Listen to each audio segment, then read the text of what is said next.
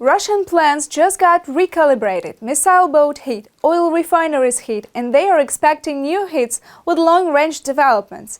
Also, Ukraine has a new thing called metla, broom in English, but I rather name it more close to Spider-Man skills.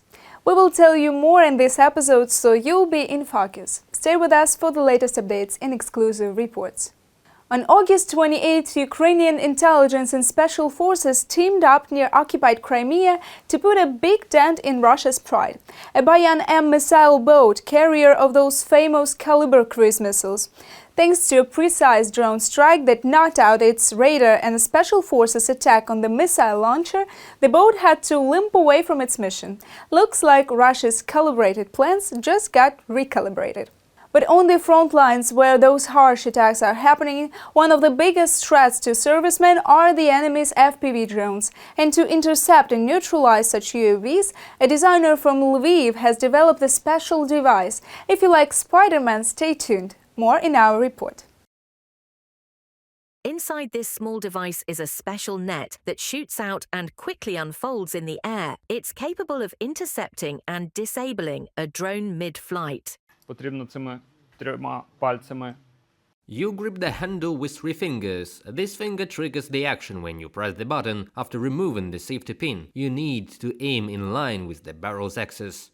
This single-use net launcher, called metla, broom in English, was created by Artur Shaginyan, a 3D designer from Lviv. After watching numerous interviews with servicemen, he noticed a common problem. Frontline troops often have no way to defend themselves against drones. That's when the idea came, creating a handheld net launcher for use when a drone is already close.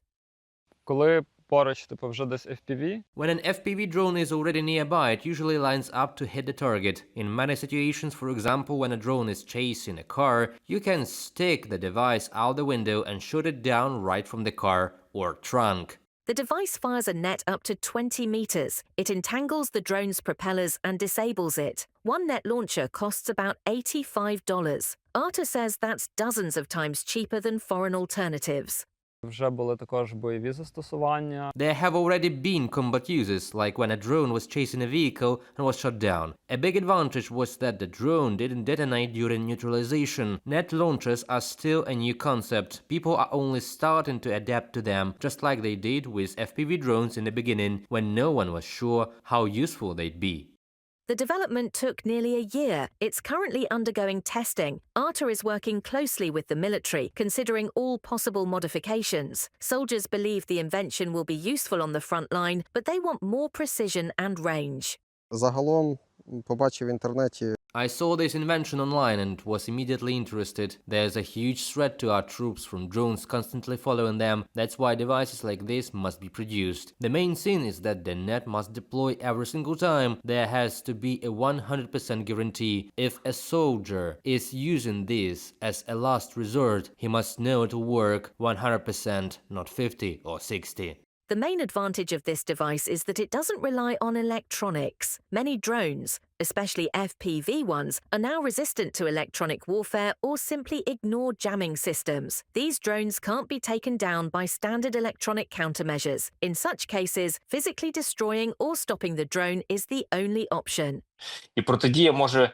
Countermeasures don't always have to be electronic. Some drones use fiber optics or can lock onto a target from 400-500 meters away and continue toward it without a pilot control. So their options are using pulsed laser weapons, kinetic destruction, meaning hitting it with another drone or a projectile, or devices like this. We have pump-action guns and now net launchers like this one.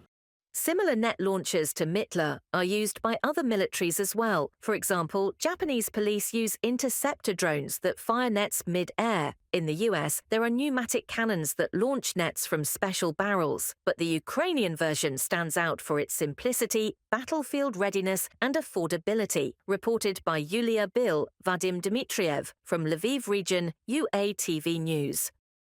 When Russia is striking Kyiv with drones and missiles that hit residential buildings, Ukrainian drones called Liut, which can be translated as both furious and February, very symbolic for the Ukrainian nation, they are heading for oil pumping stations to interrupt supplies to the Russian army without even touching small buildings where civilians are located. You can watch plenty of those footage and live reaction from these strikes in today's News Pulse Digest, so don't miss it. Helpless Russians can't even tell the difference between real drones and decoys when trying to shoot them down. What they do notice are the direct hits and the fires that follow. But pretty soon they will also notice not just drones but other long-range weapons. Watch the full report about this. Ukraine is using domestically produced long-range weapons to strike Russia and does not need to coordinate targets with the United States, President Volodymyr Zelensky has said. As of today, to be honest, we are using our long-range weapons of domestic production. And recently, frankly speaking, we have not been discussing such matters with the United States. There was a time when this happened, you remember? When there were different signals regarding our retaliatory strikes after Russia's attacks on our energy infrastructure. Stronger and longer range than the American ATACMS. For the first time, on the 34th anniversary of Ukraine's Independence Day, the official government portal, Weapons, presented a new version of the R-360 Neptune anti-ship missile. Tested back in March this year, the Ukrainian development, unofficially called Long Neptune, exceeds the range of the well-known American ATACMS more than threefold, reaching 1,000 kilometers. According to expert assessments, the length of the updated Neptune exceeds 6 meters without the booster, 1.5 meters longer than the original R-360. The central fuselage section has also been enlarged to about 50 centimeters compared to the previous 38. Long Neptune has already been used. I won't say the exact location, but it was in Russia's Krasnodar region. One of the strikes hit a facility connected to the storage of Russian missiles and Iranian Shaheds, which are used to attack Ukraine. There were several other gifts as well, including at sea. In August this year, Ukraine unveiled another development, the FP-5 Flamingo cruise missile. Its name comes from the fact that its nose cone is painted bright pink. These missiles are already in serial production and have been successfully used to strike deep inside Russia. Experts note that not only central regions of the Russian Federation, but also Murmansk and Omsk could fall within Flamingo's strike zone. The missile has a range of 3,000 kilometers, a speed of 950 kilometers per hour, and a wingspan of 6 meters. Its 1,150 kilogram warhead is 2.5 times more powerful than that of the American Tomahawk Block 5, which weighs 450 kilograms. Flamingo's range is also nearly double. Today, by its technical characteristics, it is considered the best subsonic cruise missile in the world. As we can see, the strategic choice of our country, the focus on missile development, and the revival of missile production is already delivering results. Strengthening Ukraine's defense capability and boosting its own military industry is a key priority for Kyiv and its allies. President Zelensky emphasizes, NATO countries are now joining a new program called PURL, a collective tool that makes it possible to increase aid to Ukraine through arms procurement specifically from the United States. Already, decisions worth $1.5 billion have been made within the program. European countries have also made their contributions. Canadian Prime Minister Mark Carney, during his Independence Day visit to Kyiv, confirmed that Ottawa is also ready to join the PURL program. $800 million will help strengthen Ukraine's arsenal with urgent defensive weapons, ammunition, drones, armored vehicles. We are also now talking about guidance systems and precision instruments. In addition, we allocated another $200 million for the joint production of advanced drones with Canadian suppliers. Mark Carney, Prime Minister of Canada.